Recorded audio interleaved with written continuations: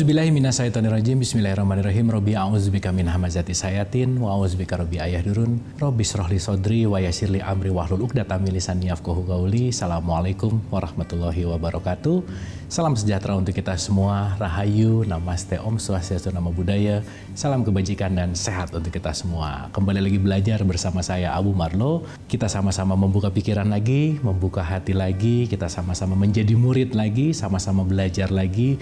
Yang mudah-mudahan pembelajaran kita ada manfaatnya untuk menambah wawasan, tapi tidak berhenti jadi pengetahuan. Mari kita selalu transformasikan menjadi rasa dan akhlak perilaku yang semakin lebih baik. Oleh karena itu, untuk belajar lebih mendapatkan hikmah, lebih mendapatkan esensinya, mari kita hadirkan diri kita utuh di sini saat ini, karena hanya dalam pikiran yang tenanglah hati bisa terbuka.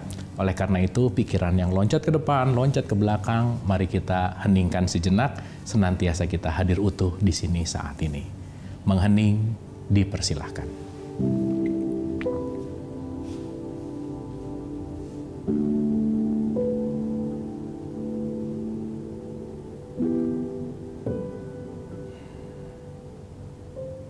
Selesai, terima kasih. Mudah-mudahan sudah hadir utuh di sini saat ini, siap untuk sama-sama belajar, sama-sama mengosongkan gelas. Kita ulang-ulang bahwa sebanyak-banyak yang kita tahu, lebih banyak yang kita nggak tahu. Sebanyak-banyak yang kita bisa, lebih banyak yang kita nggak bisa. Maka stay at beginner mode. Kita sama-sama belajar. Saya tidak bosan juga mengingatkan bahwa saya bicara bukan mau menceramahi, bukan berarti lebih benar, lebih tahu, bukan mau mentausiahi apalagi mengajari. Jadi kita sama-sama murid yang sedang belajar bersama, yang mudah-mudahan apa yang kita bahas akan menjadi inspirasi, informasi, sehingga membuat kesadaran kita jadi lebih baik. Mari kita menyelam sama-sama, mari kita belajar sama-sama, dan mari kita membuka pendengaran, penglihatan hati sama-sama. Sudah banyak hal yang kita bahas, kita sudah membahas dari esensi-esensi bahwa kenapa kita hadir ke sini. Ternyata yang sering kita ulang-ulang dalam tradisi Islam khususnya, inna lillahi wa inna ilaihi roji'un. Kita semua berasal dari Allah dan akan kembali. Dan tentu saja kita harus mengerti yang kembalinya tuh bagian apa dari kehidupan kita ini gitu. Tapi sejatinya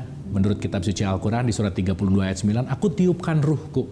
Inti sari kita semua adalah percikan ruhnya yang sekarang sedang dilimitasi oleh jasad fisik ini untuk belajar di semesta ini. Maka jangan lupa setiap jam adalah jam pelajaran, setiap tempat adalah tempat belajar, dan siapapun yang menghampiri kita pasti mau memberi pelajaran. Oleh karena itu mudah-mudahan sudah mulai teraplikasi, sudah tidak melihat siapa yang datang, pangkatnya apa, mereknya apa, tapi kita sadar bahwa pasti ada pesan yang ingin disampaikan ke kita. Dan kita sudah mulai menyadari tentang syahadat bukan hanya ucapan, sholat bukan hanya olahraga, puasa bukan hanya tidak makan tidak minum, zakat bukan hanya 2,5% yang keluar, haji bukan hanya berangkat, umroh bukan hanya pergi mengunjungi tanah suci, begitu. Kurban bukan hanya motong sapi dan motong kambing, begitu ya. Kira-kira saya rasa esensi-esensi sudah mulai terbuka, dan mudah-mudahan kita mengambil esensi itu sebagai penyemangat kita untuk bisa lebih menjalani kehidupan ini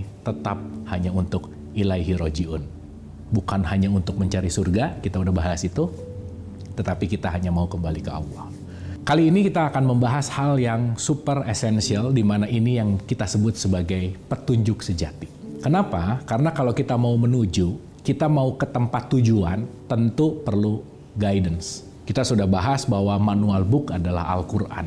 Tetapi kita akan lebih perdalam lagi, Al-Quran yang dimaksud itu yang mana gitu. Karena nanti kita akan mengerti bahwa Al-Quran itu sama, memiliki layer by layer. Ada di 2+2 misalkan, di level itu ada di akar 16 dan log 10.000. Dan setiap kita, sesuai dengan surat 84 ayat 19 di Quran dikatakan, kita akan melalui tingkat demi tingkat dalam kehidupan. Oleh karena itu, yuk buka pikiran kita, buka hati kita, yang mudah-mudahan dengan selalu terbuka, stay at beginner, kita mengosongkan gelas, kita akan selalu terus terisi. Tapi jangan lupa, ilmu baru akan diberikan ketika ilmu yang lama sudah teraplikasi. Maka kalau kita punya dapat ilmu tidak teraplikasi, kita akan stuck di situ. Yang mudah-mudahan dalam pembelajaran bersama ini, apa yang kita dapatkan sudah mulai dirasakan oleh orang-orang terdekat kita, oleh teman kita semakin masuk ke dalam kesadaran yang lebih baik. Mari kita mulai menyelam, kita akan masuk ke dalam Al-Quran sejati, petunjuk di dalam diri kita. Boleh dipersiapkan catatannya. Di dalam Al-Quran ada kata-kata wa kullu sogiri wa kabiri mustator, segala urusan yang besar dan kecil tertulis gitu ya. Yang mudah-mudahan dengan mencatat ini juga menjadi pola pembelajaran, karena mencatat juga penting untuk kita bisa mengingat gitu. Jadi siapa tahu ini ada sesuatu yang penting untuk diulang-ulang, jadi silahkan untuk dicatat. Kita akan mulai dengan statement atau kata yang namanya adalah Al-Quran. Dimana kalau sekarang kita dengar kata Al-Quran itu udah langsung merujuk kepada kitab gitu kira-kira. Dan itu tidak salah sama sekali dan itu betul sekali. Tetapi yang ingin nanti diperdalam adalah apa sih makna Al-Quran yang hakikat? Apa sih esensial dari Al-Quran itu sendiri? Karena ya mohon maaf nih, Nabi Muhammad kan nggak nerima buku gitu. Dan perlu diketahui juga, Quran itu dibukukan 50 tahun setelah Nabi Muhammadnya wafat gitu kira-kira. Sehingga ketika kita sekarang tahu Quran ada 30 juz dimulai dari surat Al-Fatihah diakhiri dengan surat An-Nas dan seterusnya begitu. Jangan-jangan kita hanya baru mengetahui Quran yang dalam bentuk kitab. Padahal nanti kita akan mengerti Quran sejati itu seperti apa sih? Bagaimana sih? Sehingga nanti kita akan sama-sama menyadari betapa pentingnya kita membuka Quran yang sejati ini. Karena Quran yang sejati ini adalah petunjuk yang sangat esensial untuk seluruh manusia. Nah, saya kasih contoh dulu sederhananya begini. Kita membuka dalam kitab suci Al-Quran, gitu ya. Di surat 45 ayat 20 itu ada kata-kata yang menariknya begini. Yang kita highlight-nya begini.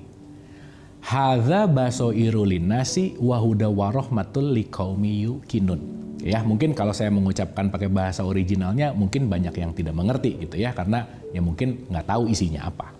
Maka kita permudah, kita ambil dari terjemahannya, kira-kira kalimatnya begini. Ini adalah petunjuk, hadza basairu linnas, itu di dalam kalau lihat terjemahan pasti ada dalam kurung Al-Quran. Al-Quran ini adalah petunjuk, pedoman bagi seluruh manusia. Ingat loh ya, kata-katanya manusia di situ. Wa huda wa rahmatul liqaumi yuqinun. Dia akan menjadi petunjuk dan rahmat bagi orang-orang yang yakin. Oke, sekarang kita harus terbuka dulu pola berpikirnya. Kita buka dulu hati kita gitu. Kalau dalam konteks bahasa ada kata-kata hadza, itu adalah sedang menunjuk kepada sesuatu. Al-Quran ini, padahal di dalam kata bahasa Arabnya nggak ada tulisan Al-Quran, nggak ada. Yang ada adalah hadza.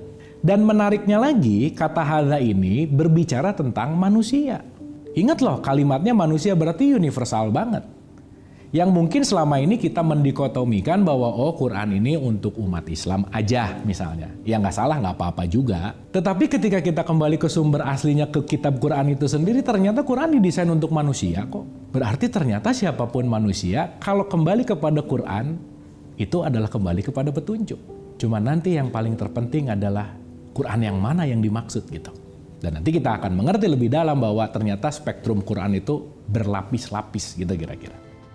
Sekarang kita akan masuk dulu dari katanya dulu aja. Saya kasih contoh.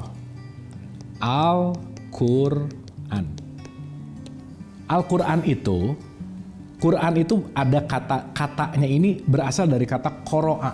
Atau nanti jadi kata-kata yang namanya ikro. Maka ingat nih, Nabi Muhammad pertama kali dapat wahyu itu ikro dulu. Dan nanti kita luaskan makna ikro ini gitu intinya.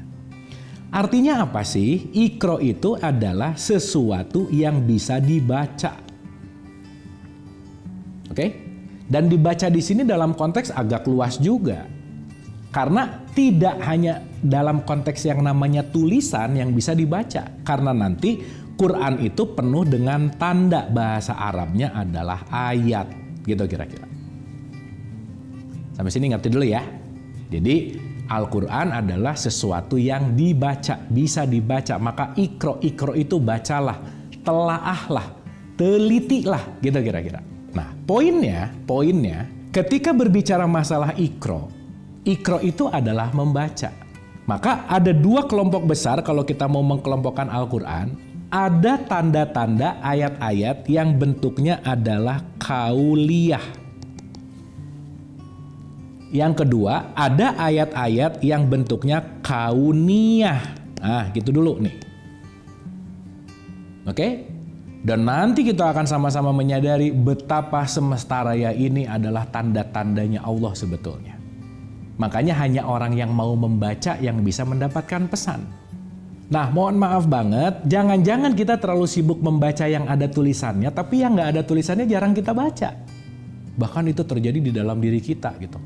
Dan ketika kita sedang membaca diri, tidak merasa bahwa kita sedang membaca Al-Quran dalam tanda petik. Padahal nanti kita akan mengerti, Quran yang sejati itu di mana sih?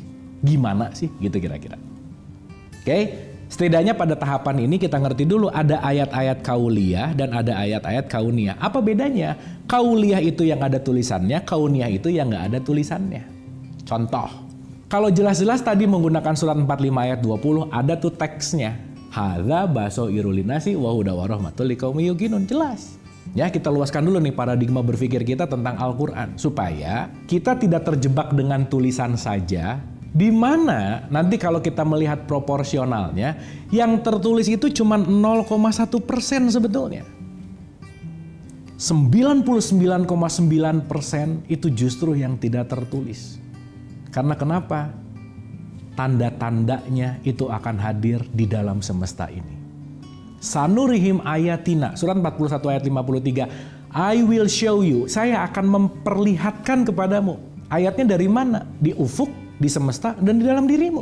Nanti di situ kita mengerti betapa penting sekali saya membaca tanda diri, tanda alam. Nanti kita konfirmasi kepada tanda di dalam kitab. Dan itu semua tidak bisa terpisah satu sama lain.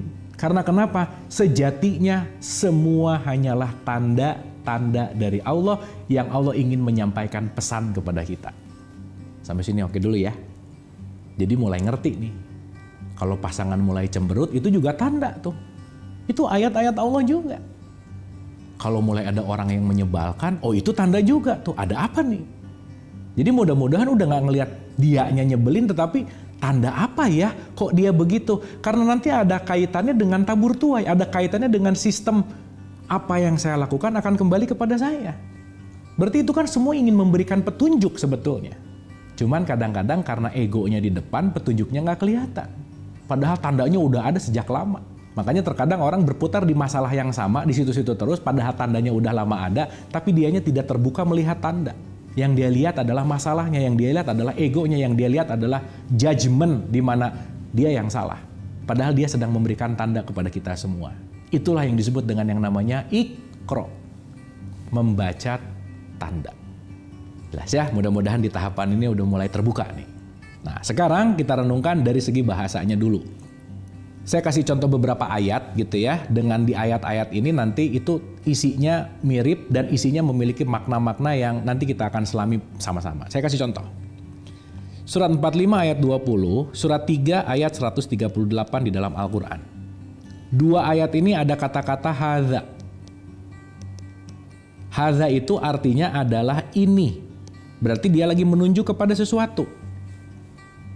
Ini lagi menunjuk kepada sesuatu. Dua-duanya lagi berbicara. Hadza basairul linnasi wa huda wa rahmatul liqaumi yuqinun. Hadza bayanun linnas. Dua-duanya lagi berbicara bahwa ini adalah pedoman bagi manusia. Jelas? Bagi manusia. Surat 81 ayat 27 dan 38 ayat 87. Ini dua-duanya menggunakan kata huwa. Huwa itu artinya adalah itu, menunjuk juga. Dan menariknya, ini berbicara lebih luas dari manusia, berbicara tentang rahmatan atau lil alamin. Berbicara tentang semesta alam. Makanya sama seperti ayat rahmatan lil alamin. Jadi ini berbicaranya adalah semesta. Jadi Quran juga intinya adalah pedoman untuk semesta. Dan yang lebih menarik lagi, di surat 31 ayat 27 itu dikatakan, ayat-ayatku kata Allah, tanda-tandaku kalau kamu mau menuliskan, pakai 7 lautan dan semuanya ini adalah pohon jadi penanya dan lautan jadi tinta dan ditambah 7 lautan lagi, itu tidak habis dituliskan ayat-ayatku kata Allah. Berarti ayat-ayatnya Allah itu unlimited. Setuju ya? Tidak terbatas. Nah sekarang kita aplikasikan nih. Saya pakai analogi supaya mudah. Anggap saya lagi pegang buku Al-Quran, kitab Al-Quran ini misalkan. Terus let's say saya bilang ke tetangga saya yang berbeda agama misalnya. Katakanlah Konghucu gitu. Saya bilang, Pak ini adalah pedoman kita. Kira-kira si Bapak ini terima nggak? Dengan dogma dan mindset kekinian. Pasti nolak. Karena apa? Quran, Islam. Saya bukan Islam. Quran bukan pedoman saya. Artinya apa? Itu sudah tidak sesuai sama surat 45 ayat 20, surat 3 ayat 138. Karena kenapa? Harusnya Quran ini bisa diterima sama semuanya. Itu satu, kita renungkan. Terus sekarang kalau berbicara masalah Quran itu petunjuk bagi alamin, semua alam. Terus pohon gimana baca Qurannya? Bulan gimana cara baca Qurannya? Tumbuhan, semuanya semesta ini gimana? Kan bukan berarti membaca, juga nggak relevan. Kalau hanya berbicara Quran itu hanyalah buku. Dan itu nggak salah, tapi kita luaskan pemikiran kita. Dan saya mau nanya, satu buku 30 juz ini apakah perlu lautan tinta? Kan kecil sedikit banget nih 30 juz sebenarnya. Nggak perlu lautan tinta, jadi juga nggak relevan dengan surat 31 ayat 27. Artinya apa sih? Ada pemaknaan yang lebih luas daripada Quran yang hanya berbentuk buku. Karena kenapa? Kalau berbentuk buku, Quran itu hanya 30 juz dan itu terbatas, selesai. 6.236 ayat selesai. 114 surat selesai. Padahal Allah mengatakan, kalau kamu mau menulis ayat-ayatku, lautan tinta ditambah 7 lagi dan semua pohon dijadikan pena, itu nggak akan habis. Berarti ada pemaknaan Quran yang lebih besar daripada hanya yang berbentuk buku gitu kira-kira. Quran yang tertulis 30 juz tetapi yang tidak tertulis itu tidak terbatas. Maka jangan terlalu terpatok kepada yang 30 juz. Mohon maaf harus saya sampaikan, hafal 30 juz belum tentu mengenal Allah. Dan terbukti, maaf banget, ada nggak yang hafal 30 juz tapi tetap korupsi misalnya? 30 juz tapi tetap menyalahkan orang lain, menjelekan orang lain dengan iri, dengki, dan seterusnya. Karena jangan-jangan hanya tahu secara tekstual. Padahal nanti kita mengerti bahwa Quran itu adalah nur, cahaya, energinya. Begitu kita baca, yang kita serap adalah kesadaran energinya. Nah, mudah-mudahan di sini mulai terbuka lagi nih. Ya, sekarang pertanyaannya simpel aja. Nabi Muhammad itu nggak mungkin menyalahi Al-Quran, nggak mungkin. Maka kalau Al-Quran nyuruhnya A, Nabi Muhammad pasti A. Maka di surat An-Najm 1-12, 1-15, di situ kata-katanya dikatakan bahwa yang keluar dari ucapan Nabi Muhammad itu adalah Al-Quran. Maka Aisyah ditanya bahwa Nabi Muhammad ini walking Quran, gitulah kira-kira. Nah sekarang yang jadi pertanyaan, kita berandai-andai gitu ya, kita beranalogi ini supaya mudah sebenarnya. Katakanlah kita hidup sezaman dengan Nabi Muhammad, let's say gitu aja. Kalau misalkan di hadapan kita ada Rasulullah dan saya tanya, ya Rasul, pedoman kita tuh apa? Kira-kira Nabi Muhammad mau jawab apa? Kan nggak mungkin jawab surat 45 ayat 20, Al-Jasiyah ayat 20, hadza basairul linasi wa huda. Kan belum ada waktu itu surat 45 ayat 20, Quran buku belum ada. Nggak bisa dirunut menuju kepada buku, belum ada bukunya. Nabi Muhammad tuh dapat wahyu nggak dari buku, direct message. Jelas ya? Tapi yang jelas Nabi Muhammad akan mengatakan hadza, karena 45 ayat 20 mengatakan hadza. Berarti Nabi Muhammad sedang menunjuk kepada sesuatu tuh. Hah? Hadza? Nunjuknya kemana ya kira-kira?